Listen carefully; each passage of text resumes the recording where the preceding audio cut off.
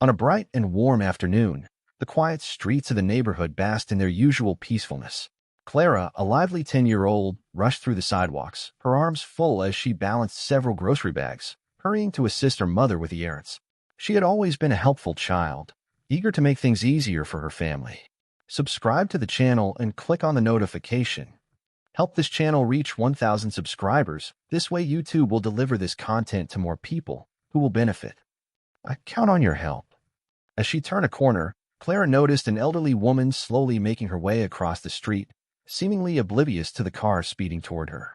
The vehicle's engine roared, echoing through the air, but the woman remained unaware of the imminent danger. Clara's heart pounded in her chest.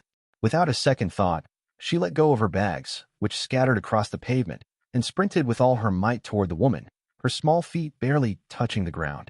Just in time, Clara managed to pull the woman back onto the curb, moments before the car whooshed by, missing them by inches.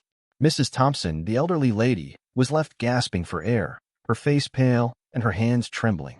For a brief moment, relief filled her expression, but as her eyes fell upon her young savior, that relief quickly turned into something else, cold disdain. "Don't touch me," Mrs. Thompson muttered with an icy tone, pushing Clara away and adjusting her wrinkled coat as if brushing off dirt. She looked at the girl as if the very thought of being touched by her was offensive. Clara, with her large, innocent eyes brimming with concern, took a step back, her brows furrowed in confusion. "I'm sorry. I just wanted to help," she whispered, her voice barely audible. She bent down to gather the groceries that had spilled, feeling an unfamiliar weight in her chest as she walked away.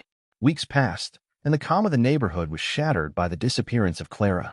The news spread rapidly, leaving a sense of dread lingering in every home and on every street corner. Her absence was felt deeply, even by those who didn't know her well. The once cheerful girl had left an empty space, a void that could be felt throughout the community. The search began with a fierce urgency.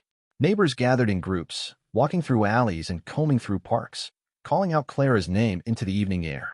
Yet, each day that passed without any sign of her chipped away at the hope that had once been so strong. Clara's mother, Mrs. Jane, was overwhelmed with grief, her voice hoarse from calling her daughter's name, her eyes red from sleepless nights. To everyone's surprise, the person who seemed most affected by Clara's disappearance was none other than Mrs. Thompson, the same woman who had scorned her help on that fateful day. Known for being difficult and aloof, Mrs. Thompson had lived alone in her large, creaky house for many years, keeping to herself and avoiding social interactions. The silence that filled her home matched the emptiness in her life, and her bitterness had become her only companion. But the memory of Clara's selfless act kept resurfacing in her mind, haunting her like a ghost. Mrs. Thompson found herself tossing and turning in bed, unable to find peace. She had never before felt so much guilt, and it gnawed at her like a relentless ache. How could I have been so heartless to that child? She wondered, the tears she had long held back finally flowing down her weathered cheeks. One night, unable to bear the weight of her own conscience, Mrs. Thompson made a decision she never thought she would. She put on her old wool coat, stepped outside into the chilly evening, and walked through the quiet streets to Mrs. Jane's house. Upon arriving, she found Clara's mother surrounded by concerned neighbors, their faces drawn with worry. The sight of the grieving mother, clinging to a shred of hope, moved something deep inside Mrs. Thompson. With a trembling voice, she spoke up, "I'll help find Clara. I'll do whatever I can." The words echoed through the air, leaving everyone around her stunned into silence. Mrs. Jane, her eyes swollen from crying, turned to the older woman with a mixture of suspicion and astonishment. "You?" she asked, barely able to hide her disbelief. Mrs. Thompson nodded, feeling the weight of her past mistakes settle heavily on her shoulders. "I know I treated her poorly. I know I was wrong.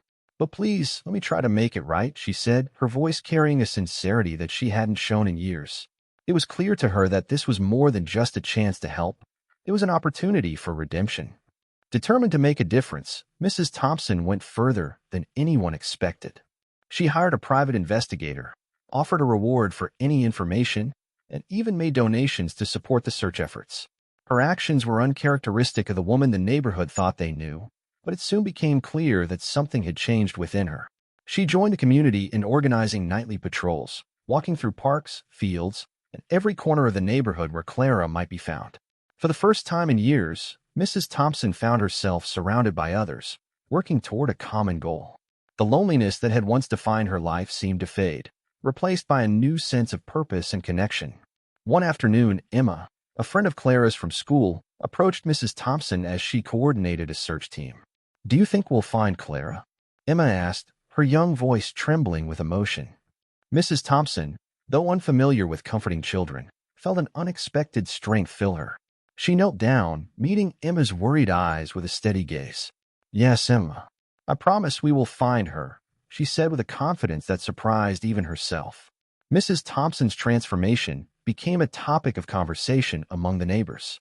The once distant, cold woman now led the search efforts with a determination that seemed unbreakable. She was no longer the isolated old woman in the big house. She was now a crucial part of the community, driven by a newfound empathy she had never known before. The search for Clara stretched on, with each passing day feeling longer than the last. Then, one chilly morning, a lead emerged, a clue that gave everyone hope. Clara's backpack, slightly weathered and stained, was found near the edge of a wooded area outside town. The news sent a jolt of energy through the community. Volunteers gathered, and Mrs. Thompson, despite her age, insisted on joining the search party. The woods were dense, shadowed by tall trees, and the ground was rough and uneven. Mrs. Thompson pushed through the underbrush, her cane in hand, determined to leave no stone unturned. The silence of the forest weighed heavily on everyone's hearts as they scoured the area, calling Clara's name into the wind. After hours of searching, a voice rang out from deeper in the woods. "Over here," one of the volunteers shouted. Mrs. Thompson's heart raced as she stumbled toward the sound, her legs aching, but her determination unshaken. And there, beneath a large oak tree, they found Clara. She lay exhausted, her face pale, and her clothes dirty, but she was alive. Relief washed over everyone, and Mrs. Thompson, tears streaming down her face, fell to her knees beside the girl. "We found you, Clara.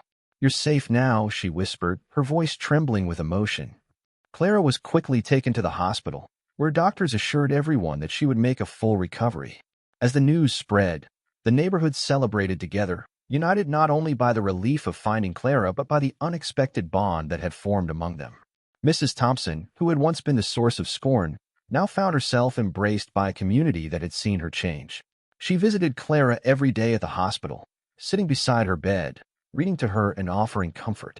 Mrs. Jane, initially wary, saw the genuine care in Mrs. Thompson's eyes and realized that something fundamental had shifted in the older woman's heart. One day, Clara turned to Mrs. Thompson and said, "Thank you for not giving up on me." The words struck Mrs. Thompson deeply, and for the first time in a long while, she felt a sense of peace settle within her. "I would never give up on you, Clara," she replied, squeezing the girl's hand gently. Subscribe to the channel and click on the notification. Help this channel reach 1,000 subscribers. This way YouTube will deliver this content to more people who will benefit. I count on your help. Weeks later, as Clara returned home to a neighborhood that welcomed her with open arms, Mrs. Thompson knew that her life would never be the same. She had found more than just a missing child. She had found a new sense of purpose, a connection that had changed her forever.